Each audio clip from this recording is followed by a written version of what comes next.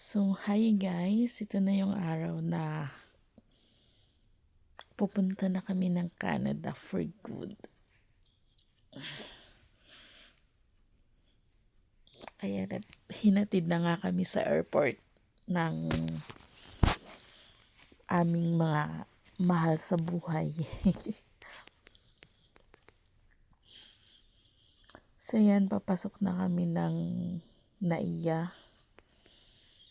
Hindi ko na pinakita yung video ng umiiyak ako at nakakahiya yung itsura ko.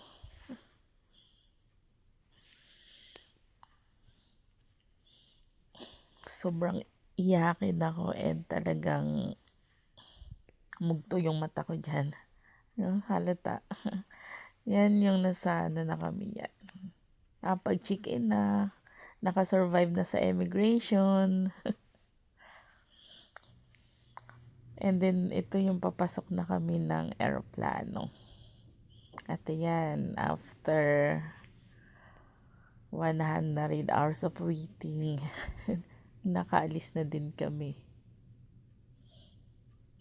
At dahil matagal-tagal yung biyahe, 14 hours, kailangan nating magkape.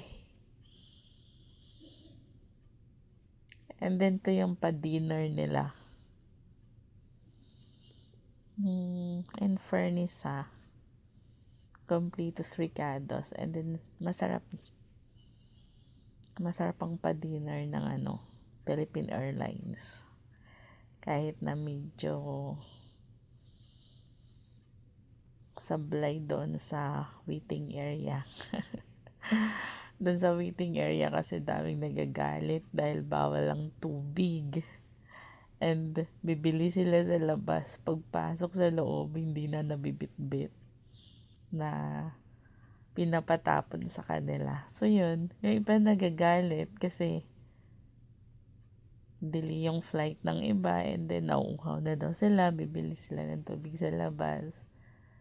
And sayang kasi iinom lang sila and kailangan na nilang itapon pag di nila naubos. Minsan nauuhaw sila, tagal nila sa loob. So yun, may nagagalit and meron naman nakaintindi.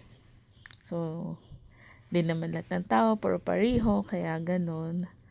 So yun na nga guys, ang ganda ng view. Malapit na kami yan lumapag. And ito na nga, nasa airport na kami ng Vancouver. Hindi pa siya malamig dyan. Hindi pa ako gininaw dyan. So yan ang first zone, tuwang-tuwa. Tamang naglalakad na po kami dyan palabas ng airport and syempre happy. Nakasurvive din sa immigration. Another immigration. And ito for this life, nadili ang aming flight papuntang Saskatoon. Kaya kapi-kapi muna. Tas na-delay ulit. So, 2 bisis na delay dahil sa snowstorm. So, ayan, yung isa magsi-CR daw. Pero pagbalik, may dala namang food. Takot na takot kasi siyang magutom. And ayan. Yung tuwan-tuwa, nakakatawa lang kasi ang bilis. Ang bilis kong nakarating ng Canada. I think 5 months. Tapos, landed PR pa. And yun,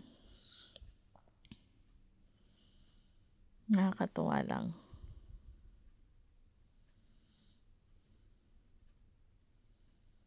At ayan na nga, nakarating na ng Canada. Picture muna. Welcome to Saskatoon. Sa Saskatoon kasi naka-base ang partner ko. So, doon kami pupunta. And, yun lang, nakwento ko lang. And marami pa akong kwento guys. Sana samahan nyo ako. And kung nagustuhan nyo yung video na to, please don't forget to like, to share and subscribe. Thank you!